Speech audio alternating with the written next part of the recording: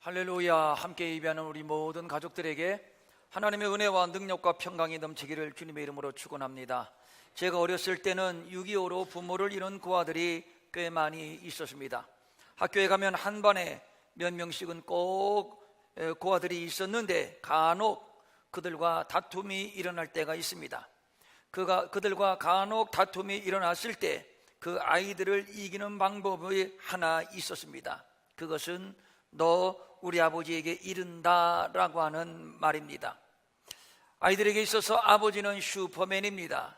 세상에서 내 아버지가 가장 힘이 세고 가장 싸움을 잘 하는 줄 압니다. 그러니까 한참 싸우다 상황이 좀 불리할 것 같으면 비장의 무기를 꺼내는데 그것은 곧 바로 아버지입니다. 그런데 고아들은 아버지가 없습니다. 불러도 찾아올 아버지가 없고 도와줄 아버지가 없습니다. 아버지와 함께 손잡고 가는 아이들을 보면 그렇게 부러울 수가 없습니다. 그런데 아버지에게 이른다고 하니 그때부터 승부는 난 겁니다. 나이가 들면 들수록 부모의 사랑을 받지 못하고 자란 고아들이 참 불쌍하게 느껴집니다. 그래서 성경에서 고아들을 불쌍히 여기라는 말씀의 의미가 무엇인지 더 깊이 깨닫게 되는 것이죠. 요한복음 14장 18절입니다. 내가 너희를 고아와 같이 버려두지 아니하리라는 말씀. 그리고 마태복음 28장 20절에 볼지어다 내가 세상 끝날까지 너희와 항상 함께 있으리라는 말씀. 또 시편 23편 4절이죠. 내가 사망의 음침한 골짜기를 다닌다 할지라도 해를 두려워하지 않는 것은 주께서 나와 함께 하심이라. 주의 지팡이와 막대기가 나를 안위하시나이다 라는 말씀 등등이 그렇게 은혜스러울 수가 없습니다. 사망의 음침한 골짜기를 다니지 않는 것이 아닙니다. 다닙니다. 그런데 두려워하지 않습니다. 왜냐하면 목자 되시는 하나님의 지팡이와 막대기가 나를 안위할 것이기 때문입니다. 또 이사야 41장 10절입니다. 두려워하지 말라 내가 너와 함께함이라. 놀라지 말라 나는 내 하나님이 됨이라. 내가 너를 굳세게 하리라. 참으로 너를 도와주리라. 참으로 의로운 오른손으로 너를 붙들리라. 우리가 인생을 살아가면서 두려워하지 않을 수 있는 이유, 놀라지 않을 수 있는 이유, 그것은 우주와 만물의 창조주 전능하신 하나님이 나와 함께 하시기 때문이며 그의 강력한 오른손으로 나를 붙들 것이기 때문입니다. 본문은 하나님께서 여호수아에게 하신 말씀인데 네 하나님 나 여호와가 너와 함께 하느니라는 말씀으로 오늘 우리가 함께 은혜를 받으려고 합니다. 참으로 위로가 되고 참으로 힘이 되는 말씀입니다. 철모르는 어린 시절이라면 몰라도 살면 살수록 짓누르는 인생의 무게는 버겁게 느껴지기만 합니다. 그래서 이마에 주름이 베이고 또 머리는 희끗희끗 휘어지고 또 허리는 굽어지고 그래서 어떤 이들은 인생 무상을 말하기도 합니다. 이 말은 사람의 인생이 덧없이 흘러간다라는 뜻인데 여기에서 덧없다라고 하는 말의 의미는 보람이나 가치 없이 헛되고 부질없다라는 뜻입니다. 야곱은 아브라함과 함께 이스라엘의 복된 조상의 열조로 불리는 사람입니다. 그런 그가 자신의 파란만장했던 삶을 돌아보면서 내린 결론이 이것이었습니다. 창세기 47장 9절입니다. 내 나그네 길의 세월이 130년인데 돌아보니 험악한 세월을 보내었나이다. 여기에서 험악한이라고 하는 단어는 두 가지의 의미를 가지고 있습니다. 첫째는 신체적, 정신적, 감정적 고통을 나타내는 의미이고 두 번째로는 도덕적으로나 신앙적으로 하나님의 뜻에 배치되는 행위를 가리킬 때 사용되었습니다. 그러니까 야곱은 자신의 새로 살아온 세월이 육체적으로나 정신적으로 매우 고통스러웠을 뿐만 아니라 하나님의 뜻에 어긋나는 일도 많았음을 당당하게 고백하고 있는 겁니다. 그는 성공이라는 목표를 향해서 평생 달려왔지만 그의 인생은 결코 성공적이지 못했습니다. 오히려 험악한 세월이었음을 모든 세월을 보내고 나서야 알 수 있었던 겁니다. 가졌다고 하는 것이 무엇이며 안다고 하는 것이 무엇이며 또 이루었다고 하는 것이 무엇이겠습니까? 욕망을 가지고 달려온 세월이 결국은 무엇인가 말입니다. 결론은 순간순간 하나님의 도우시는 은혜로 사는 인생이 복된 인생이다 라는 생각을 하게 됩니다. 그런 의미에서 오늘 본문 여호수아서 1장 9절에 강하고 담대하라, 두려워하지 말며 놀라지 말라, 네가 어디로 가든지 네 하나님 여호와가 너와 함께 하느니라. 이 말씀이 구구절절 얼마나 은혜가 되는지 모릅니다. 성경은 하나님과 함께 하는 사람들의 이야기라고 할 수 있을 겁니다. 성경의 수많은 성공자들의 공통점은 하나님이 함께 하는 자들이었고 하나님이 붙들어 주시고 축복한 자들이었습니다. 상황의 문제가 아니고 환경의 문제가 아니었습니다. 하나님이 함께 하시느냐의 문제입니다. 다시 야곱의 이야기입니다. 그는 죽 한 그릇으로 형과 아버지를 속이고 장자의 명분을 빼앗았습니다. 하지만 형 에서로부터 쫓기는 도망자의 신세가 되어 허허벌판 빈들에 누워 피곤한 몸을 달래야만 했습니다. 그때 하나님께서는 야곱에게 나타나시어서 이렇게 약속을 하셨습니다. 창세기 28장 15절입니다. 내가 너와 함께 있어 네가 어디로 가든지 너를 지키며 너를 이끌어 이 땅으로 돌아오게 할지라. 내가 네게 허락한 것을 다 이루기까지 너를 떠나지 아니하리라. 하나님은 야곱과 함께 하실 것을 약속하셨습니다. 그리고 외삼촌의 집에 들어가 20년 동안 말 그대로 뼈 빠지게 일을 했지만 외삼촌은 그에게 정당한 임금을 주지 않아 20년 동안 속아 살아온 세월이었습니다. 그러나 하나님은 약속하신 바대로 그에게 복을 주셨습니다. 창세기 30장 43절입니다. 이에 그 사람이 매우 번창하여 양떼와 노비와 낙타와 나귀가 많았더라. 여기에서 깨닫게 되는 것은 사람은 속여도 하나님은 속이지 않는구나. 하나님이 복을 주시니 결국 복을 받게 되는구나. 야곱이 살아온 세월은 분명 험악한 세월이었지만 그러나 분명한 것은 순간순간 하나님의 함께 하심, 하나님의 도우심, 하나님의 은혜로 살아온 복된 세월이었던 것입니다. 그런가 하면 요셉도 마찬가지입니다. 그는 형들에 의해 애굽의 종으로 팔려갔습니다. 이처럼 불행한 일이 어디에 있습니까? 그러나 창세기 39장 2절과 3절입니다. 여호와께서 요셉과 함께 하심으로, 여호와께서 요셉과 함께 하심으로 그가 형통한 자가 되어 그의 주인 애굽 사람의 집에 있으니 그의 주인이 여호와께서 그와 함께 하심을 보며 또 여호와께서 그의 범사에 형통케 하심을 보았더라. 요셉도 역시 험악한 세월을 보냈지만 순간순간 하나님은 그와 함께 하셨고 따라서 그의 인생은 결국 형통한 인생이었습니다. 또 다윗의 경우입니다. 블레셋의 골리앗이 하나님과 이스라엘 백성을 모욕합니다.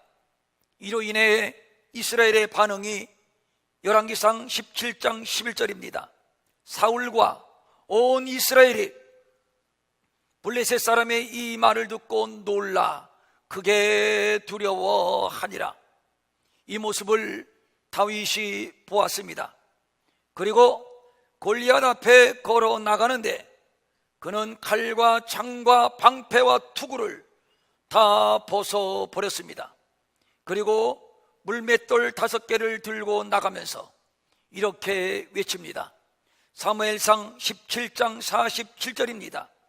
전쟁은 여호와께 속한 것인즉 그가 너희를 우리 손에 넘기시리라. 결국 하나님이 다윗과 함께 하시니 전쟁에서 이기고 나라를 구원할 수가 있었습니다. 이것은 개인이나 가정이나 나라나 다 마찬가지입니다. 하나님이 함께 하시면 복을 받아 태평성대를 이루고 하나님이 떠나시면 나라는 망하고 백성은 포로로 잡혀가는 수치를 당하게 되는 것이지요. 엘리 제사장 때의 일입니다. 그의 아들들도 제사장인데 그 아들들은 제사장이면서 불량자였습니다. 하나님을 알지 못했습니다. 어찌 이런 일이 있을 수 있습니까? 제사장이 불량자라니요, 제사장이 하나님을 알지 못하다니요. 더 이상 하나님은 이스라엘과 함께하지 않았습니다. 결국 하나님은 이스라엘을 떠나셨습니다. 그랬더니 이스라엘이 블레셋과의 전쟁에서 패하여 법궤는 빼앗기고 나라는 망하고 엘리 제사장의 아들들은 전쟁에 나가서 죽었습니다. 그 소식을 듣고 충격을 받은 엘리 제사장은 의자에서 고꾸라져 목뼈가 부러져 죽었습니다. 엘리 제사장의 며느리가 아이를 낳았는데 그 이름을 이가봇이라고 지었습니다. 그 이름의 뜻은 하나님의 영광이 떠났다입니다. 하나님이 떠나시니 가문도 망하고 나라도 망하는 불행을 피할 수가 없었던 것이죠. 어차피 우리네의 인생 광야길입니다. 길도 없고 물도 없고 사람이 살 수 없는 살벌한 광야길입니다. 왜 하필 광야길이냐고 불평할 것이 없습니다.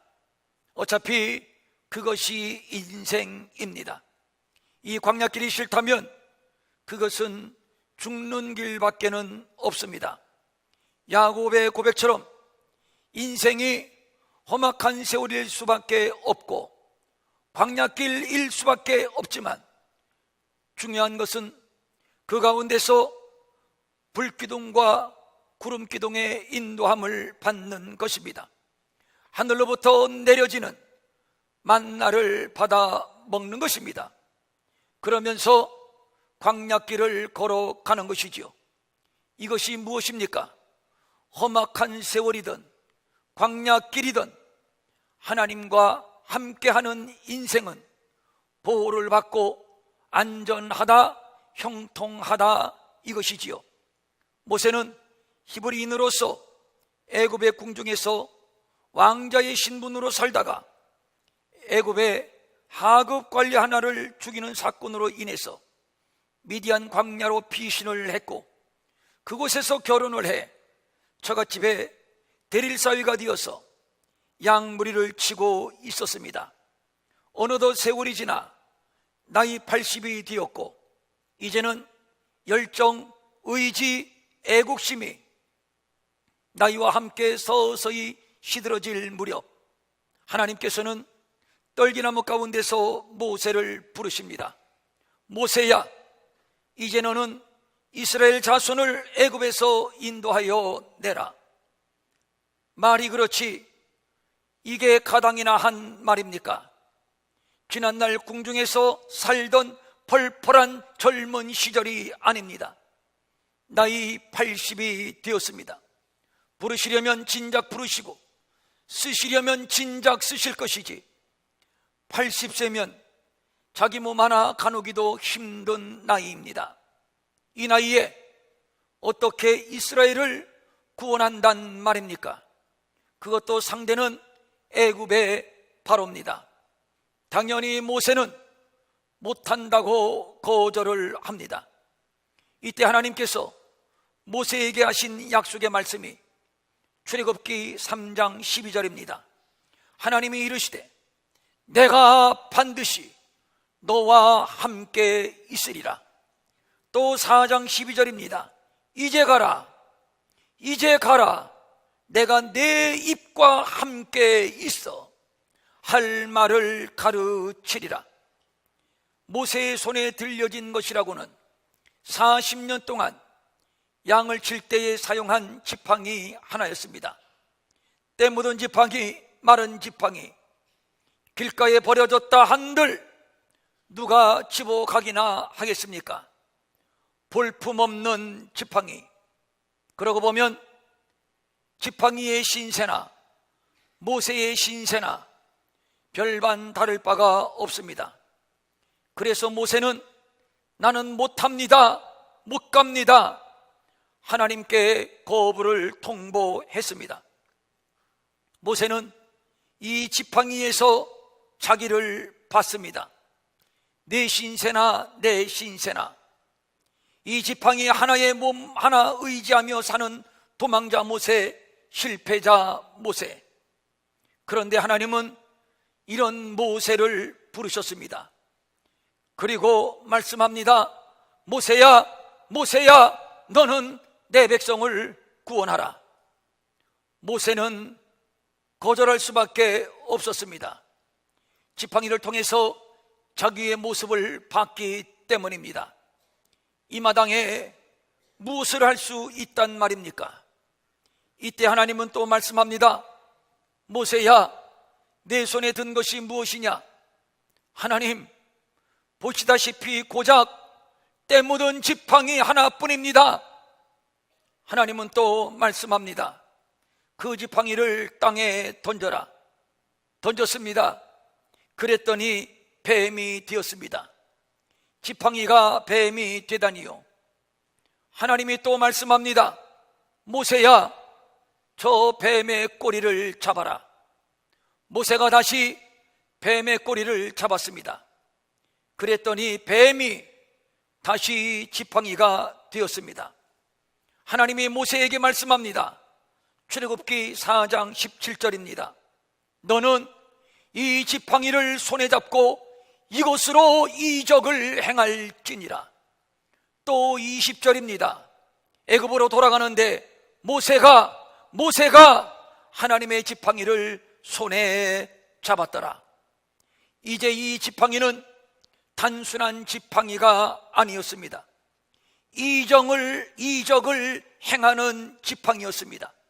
즉 하나님의 지팡이가 되었습니다. 무슨 얘기입니까? 이제부터는 도망자 모세, 실패자 모세가 아닙니다. 하나님이 함께 하시는 하나님의 지팡이, 하나님의 모세가 되었습니다. 정말로 이후로 하나님은 그의 약속하신 바대로 모세와 함께 하셨습니다. 이 지팡이 하나로 모세를 바로를 굴복시켰고, 이 지팡이 하나로 홍해를 갈랐고, 이 지팡이 하나로 반석을 쪼개 생수를 내었고, 이 지팡이 하나 들고 이 오합지졸의 이스라엘을 데리고 가나안으로 향해 나갈 수 있었습니다. 모세는 하나님이 함께한 사람이었습니다. 이제 모세가 죽었습니다. 더 이상 이스라엘 곁에 있지 않습니다. 모세가 하던 일을 약관의 여호수아가 물려받았습니다. 큰일 났습니다. 두려움이 앞섭니다. 모세는, 여호수아는 모세 곁에서 모세의 사역을 지켜보며 수정들던 모세의 제자였습니다.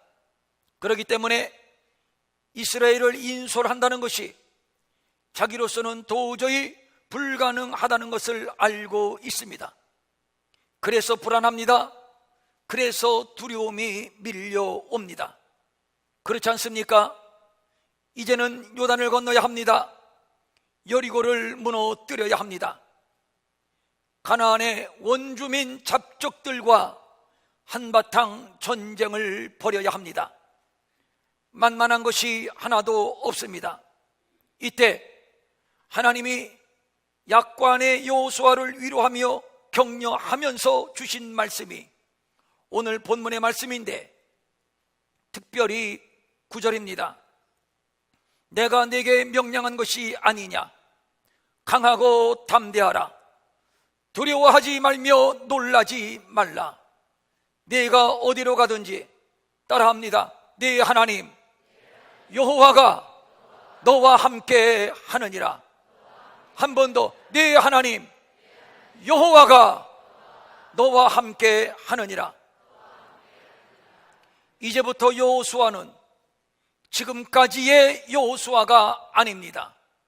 5절입니다. 네 평생에 너를 능히 대적할 자가 없으리니 내가 모세와 함께 있었던 것 같이 너와 함께 있을 것임이니라. 내가 너를 떠나지 아니하며 버리지 아니할 것이다. 이제 여호수아는 약관도 아니고 애송이도 아닙니다. 두려움과 불안에 어쩔 줄 모르는 여호수아가 아닙니다. 하나님이 함께 하시는 하나님의 여호수아가 된 것입니다. 그러면 이제 어떻게 해야 합니까? 첫째, 3절입니다. 내가 모세에게 말한 바와 같이 너희 발바닥으로 밟는 것은 모두 내가 너희에게 주었노니. 그러면 모세에게 말한 것이 무엇입니까? 그것은 가나안을 주신다는 약속입니다. 이것은 조상 때부터 하신 하나님의 신실한 약속입니다. 하나님의 약속은 사람의 약속과는 다릅니다. 반드시 이루어지는 신실한 약속입니다. 그대로 이루어지는 것입니다. 이 하나님의 약속을 믿고 가나안에 들어가서 질겅질겅 발바닥으로 밟으라는 것입니다. 여기에서 발바닥으로 밟는다라고 하는 말은 힘으로 대적하여 대적을 멸절시킨다는 의미를 가지고 있습니다. 이것은 불가능한 일이 아닙니다. 충분히 가능한 일입니다. 이미 그 땅은 하나님께서 조상 아브라함 때부터 약속하신 이스라엘의 땅입니다. 그러므로 이 땅의 소유권은 이스라엘에게 있는 것입니다. 여기에 교훈이 있습니다. 하나님이 함께 하시는 자는 하나님의 약속을 붙들고 사는 자들이라고 하는 것입니다. 하나님이 함께 하심으로 복을 받고 하나님이 함께 하심으로 승리하는 것입니다. 성경에서 복을 받고 승리한 자들을 돌아보면 한결같이 하나님을 신뢰하는 믿음으로 산 자들이었음을 알 수가 있습니다. 예를 들어서 아브라함의 경우입니다. 그는 100세가 되도록 아들이 없었습니다. 이 나이에 아들을 얻는다고 하는 것은 죽은 자에게서 아들을 낳게 되는 것과도 같은 것입니다. 그러니까 이것은 100%안 되는 일입니다. 역사 이래로 죽은 자가 아들을 낳은 경우는 한 번도 없습니다. 그러나 아브라함은 아들을 낳게 될 줄로 믿었습니다. 어떻게 믿었을까요? 그는 하나님의 약속을 믿었던 겁니다. 그래서 결국 아들을 낳았는데, 그런데 또 어느 날 하나님은 아브라함에게 말씀합니다. 네 아들 이삭을 제물로 바쳐라. 아브라함은 주저주저 멈칫하지 않았습니다. 갈등하지도 않았습니다. 두말하지 않고 아들을 제물로 바쳤습니다. 어떻게 이것이 가능하단 말입니까? 이것이지요. 하나님은 이삭을 주실 때 이 이삭이야말로 약속의 아들이며 이 씨로 인해서 천하 만민이 복을 얻을 것이라고 약속을 하셨습니다. 이것은 하나님의 약속입니다. 그러므로 천하 없어도 약속은 이루어질 것입니다. 이삭을 바치라 하시니 바칠 것이지만 하나님은 약속을 이루시기 위하여 이삭을 다시 살리실 것을 아브라함은 믿었습니다. 이것이 아브라함의 믿음이었습니다. 히브리서 11장 19절입니다. 그가 하나님이 능히 이삭을 죽은 자 가운데서 다시 살리실 줄로 생각한지라. 우리가 험악한 세월, 광야 같은 인생길을 걸어가면서도 강하고 담대할 수 있는 이유는 하나님이 우리와 함께 하시기 때문이며, 그렇기 때문에 우리는 하나님의 약속을 붙들고 살아가게 되는 것입니다. 하나님의 약속, 여러분 개인적으로 하나님께로부터 받은 약속이 있다면 그 약속을 붙드십시오. 하나님의 약속은 사람의 약속과는 다릅니다. 사람의 약속은 속임수가 있을 수 있고 어쩔 수 없이 부도날 수 있지만 하나님은 전능의 하나님이시며 하나님은 정직하신 분이기 때문에 당신의 입으로 하신 약속은 언제 이루어지든 반드시 이루어지는 것입니다.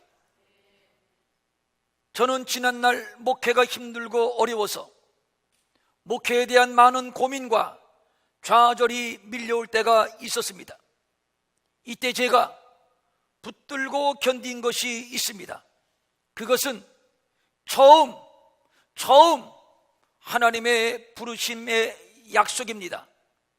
지난날 생생하고 분명한 음성으로 나를 부르신 하나님, 그 하나님은 어제도 살아계시고 지금도 살아계시고 영원히 살아계신 하나님이시다. 하나님은 신실하시니 내게 하신 약속을 반드시 지킬 것이다. 그렇다면 지금은 막막하고 지금은 심히도 답답한 상황이지만 언젠가는 하나님이 나를 쓰시겠지. 그 약속 하나 붙들고 기도하며 견디며 여기까지 왔습니다. 하나님이 함께 하신다는 확신을 가진 사람들은 지난날 하나님과 나 사이에 맺어진 그 약속을 잊지 않습니다. 그 약속을 새록새록 기억을 합니다. 그리고 그 약속을 붙듭니다. 잊을만 하면 붙들고 또 잊을만 하면 또 붙들고 시험이나 환난이 있을 때 또 그 약속을 되새기며 그 약속을 붙들고 견디는 겁니다. 그러면서 7번 넘어져도 또 일어나게 되고 좌절하지 않고 믿음으로 전진해 나갈 수가 있는 겁니다. 두 번째로, 그러므로 하나님이 함께 하심을 믿는 사람은 강하고 담대할 수 있습니다. 골리앗 앞에서 다윗이 외친 소리가 이것입니다. 사무엘상 17장 45절이지요. 너는 칼과 창과 단창으로 내게 나오거니와 나는 만군의 여호와의 이름 곧 내가 모욕하는 이스라엘 군대의 하나님의 이름으로 내게 나아가노라. 참 멋집니다. 또 무명의 예시인도 시편 46편 1절 이하 3절에서 이렇게 노래를 했습니다. 하나님은 우리의 피난처시요 힘이시니 환난 중에 만날 큰 도움이시라. 그러므로 땅이 변하든지 산이 흔들려 바다 가운데 빠지든지 바닷물이 솟아나고 뛰놀든지 그것이 넘침으로 산이 흔들릴지라도 우리는 두려워하지 아니하리로다. 이것이 하나님의 함께 하심을 믿는 자의 강하고 담대한 믿음의 모습입니다. 정말 우리가 살고 있는 세상은 골리앗과 같은 원수가 겹겹이 에워싸고 있습니다. 땅이 변하고 산이 흔들려 바다 가운데 빠지며 바닷물이 솟아나고 뛰놀고 넘치는 세상, 그래서 불안하고 그래서 두렵고 그래서 하루하루가 살얼음 판입니다. 사방에서 지옥 같은 세상, 못 살겠다는 아우성, 그래서 허무주의에 빠지고 쾌락주의에 빠지고 그래서 희망이 없는 세상이 되어버리고 말았습니다. 이러한 때에 우리에게 들려주시는 하나님의 음성은 이것입니다.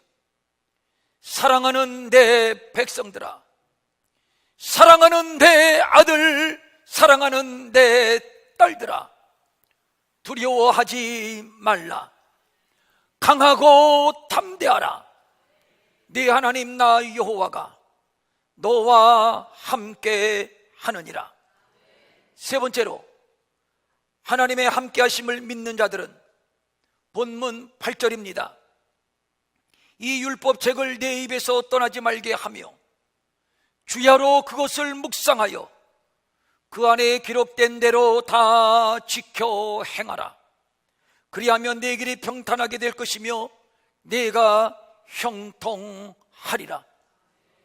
하나님을 섬기며 하나님과 동행하며 하나님 앞에서 하나님 안에서 사는 사람들은 사사로이 인간의 세속적 습관과 욕망으로 살면 안 됩니다.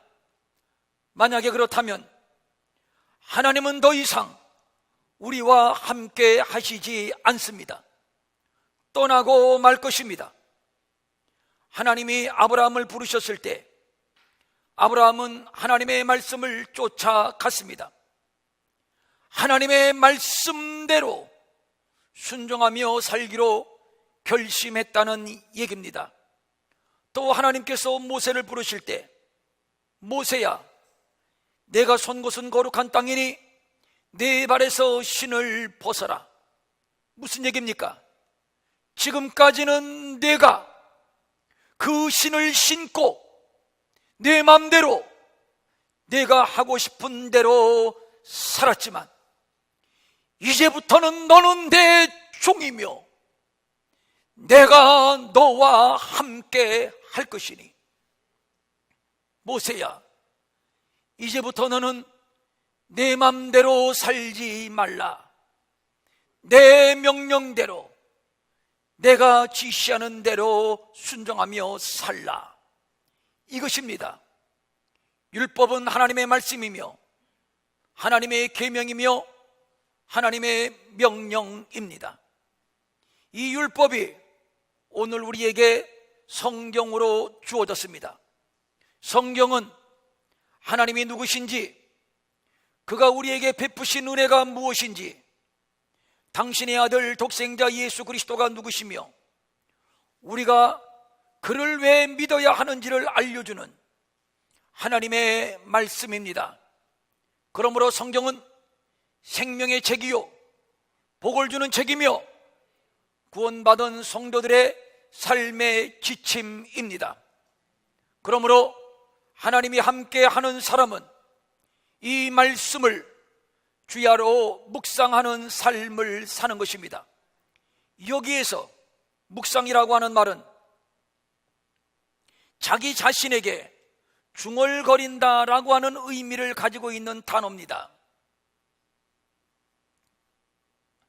늘 하나님의 말씀을 양식으로 먹으라는 얘기입니다. 하나님의 말씀에 초점을 두고 기준을 두고 살라는 말씀입니다. 그럴 때에 믿음이 없어 흔들려 좌로 우로 치우치지 않을 수 있는 것입니다. 하나님의 말씀 속에 하나님이 계시고, 하나님의 말씀 속에 그의 은혜가 있고, 하나님의 말씀 속에 약속하신 복이 있고, 하나님의 말씀 속에 우리가 세상을 이기는 능력이 있습니다. 저는 우리나라가 하나님께서 거룩하게 구별하시고 하나님이 친히 세우신, 하나님이 함께 하시는 나라인 줄로 믿습니다. 그렇기 때문에 더더욱 우리나라는 하나님의 말씀에 입각해야 합니다. 정치가 하나님의 말씀에 입각하고, 교육이 하나님의 말씀에 입각하고, 모든 문화가 하나님의 말씀에 입각해야 할 줄로 믿습니다. 왜냐하면 하나님이 세우신 나라요, 하나님이 함께 하시는 나라이기 때문입니다. 불법과 음란이 판치는 나라가 돼서는 안 되는 이유가 바로 여기에 있습니다. 동성애를 옹호하고 지지하는 자들은 벌써 몇 개국이 동성애를 합법화했는데 왜 우리라고 안 되는 것이냐 강변을 합니다만, 저는 그들에게 이렇게 말하고 싶습니다. 세상 모든 나라가 다 동성애를 합법화한다 해도 우리의 조국 대한민국만큼은 절대로 안 됩니다. 왜냐하면 우리의 조국 대한민국은 내 하나님 여호와가 대한민국과 함께 하느니라. 하나님이 이 땅에 계시고 하나님이 이 나라 이 백성과 함께 하시기 때문입니다. 성도님들, 우리가 사는 세상 소망이 보이지 않습니다. 정치, 경제, 사회, 문화 등등 정말 이 땅에 소망이 보이던가요? 그러나 저는 하나님이 우리와 함께 하심을 믿습니다. 이 나라를 향하신 하나님의 신실하신 약속을 믿습니다. 미국이 어떻게 하든, 중국이 어떻게 하든, 일본이 어떻게 하고 러시아가 어떻게 하든, 북한이 핵을 보유하건 미사일을 보유하건 저는 우리 가운데 함께 하시는 하나님을 믿습니다. 그렇기 때문에 우리는 강하고 담대할 수 있습니다. 좌로나 우로나 치우치지 않을 수 있습니다. 그러므로 오늘도 우리는 주야로 하나님의 말씀을 묵상합니다. 온 백성이 하나님의 말씀을 묵상하는 복된 나라, 복된 조국이 되기를 소망합니다. 왜냐하면 이 말씀 속에 능력이 있고, 이 말씀 속에 위로가 있고, 이 말씀 속에 평강이 있고, 이 말씀 속에 우리가 복되고 우리가 형통할 하나님의 약속이 있기 때문입니다. 사랑하는 여러분, 따라합니다. 하나님은 나와 함께 하신다. 하나님은 우리의 가정에 함께 하신다. 하나님은 우리의 자녀들과 함께 하신다. 하나님은 이 나라 이 민족 가운데 함께 하신다. 한 번 더. 그러므로 나는 강하고 담대하리라. 좌로나 우로나 치우치지 아니하리라. 하나님의 말씀을 주야로 묵상하며 그 기록한 대로 지켜 행하리라. 할렐루야. 아멘. 일어나셔서